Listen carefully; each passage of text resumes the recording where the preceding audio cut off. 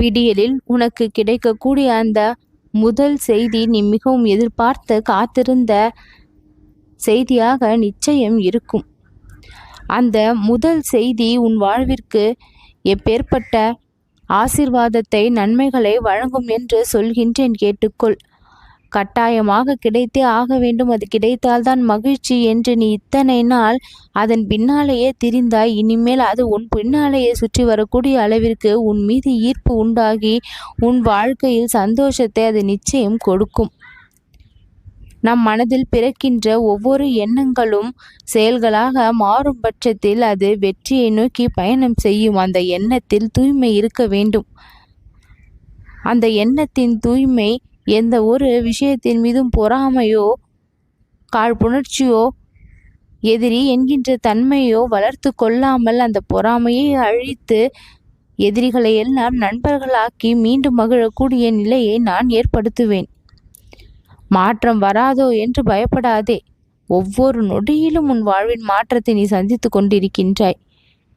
இல்லை என்று நீ நினைத்து கைவிட்டாய், இது நமக்கானது அல்ல, உரிமை கிடையாது என்று இப்பொழுது முழு உரிமையை நீ பெறக்கூடிய நேரம் வந்து உன்னுடைய சொல்படி அனைத்தும் மாறும். மனதின் விருப்பங்கள், நீ நினைத்த காரியங்கள் எல்லாமே கைகூடி வரும். இனி முருகன் அருள் உன் வாழ்க்கையில் எந்த அளவிற்கு செயல்பட்டு கொண்டிருக்கின்றது என்பதை சற்று நேரத்தில் நீ கண்டு கொள்வாய்.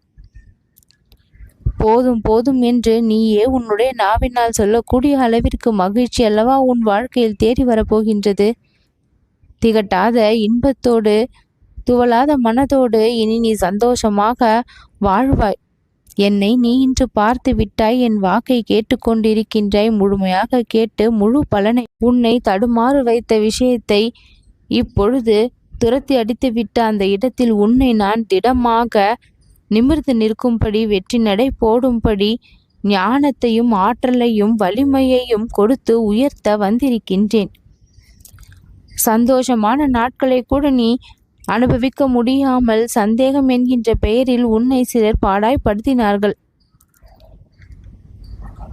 எதை கேட்டு நீ என்னிடம் வந்தாயோ அதை தரக்கூடிய நேரத்தில் தான் இப்பொழுது இருக்கின்ற. அதனால் பிற சிந்தனைகளை, கஷ்டங்களை, கவலைகளை எல்லாம் விரட்டி அடிக்க ஒரே ஒரு தீர்வு, உன் மனதை நீ அமைதியாக வைத்து செயல்படுவது. அந்த மனதின் அமைதி உன்னுடைய எண்ணங்களில், செயல்களில் நிச்சயம் பிரதிபலிக்கும். எண்ணங்களும் செயல்களும் அழகாக மாறினால் உன் வாழ்க்கை அழகாக மாறும். இப்படி அடிப்படையான விஷயங்களை முதலில் தெரிந்து வைத்துக்கொள். உன்னை துன்பப்படுத்துவதற்கு என்றே ஒரு சில செயல்கள் பிறரால் நடக்கப்படுகின்றது என்று தெரிந்தால் அந்த இடத்தில் நீ ஆர்ப்பாட்டம் செய்யாமல், வாக்குவாதம் செய்யாமல் அமைதியாக இருப்பதுதான் மேலும் அவர்களுக்கு குழப்பத்தை கொடுக்கும். நீ மனதில் என்ன நினைக்கின்றாய் என்று தெரியாமலேயே அவர்கள் குழம்பி தவிப்பார்கள். உன் கையில் வந்து சேரப்போகின்ற அந்த நன்மை என்னவென்று எனக்கு தான் தெரியும். இத்தனை நாள் நீ எப்படி நடந்து கொண்டாய், எந்த கர்மாக்களை நீ சந்தித்து இந்த பிறவியில் அதை கழிக்க வந்திருக்கின்றாய் என்ற அத்தனை விஷயங்களும் தெரிந்திருப்பதால் உனக்கு நான் நல்ல முடிவை தருவேன். நீ எடுத்து வைக்கும் முயற்சியில் வெற்றியை தருவேன். மனம் மகிழும்படியாக, சந்தோஷமாக நல்ல நல்ல தகவல்கள் எல்லாமே உன்னை வந்து சேரும்.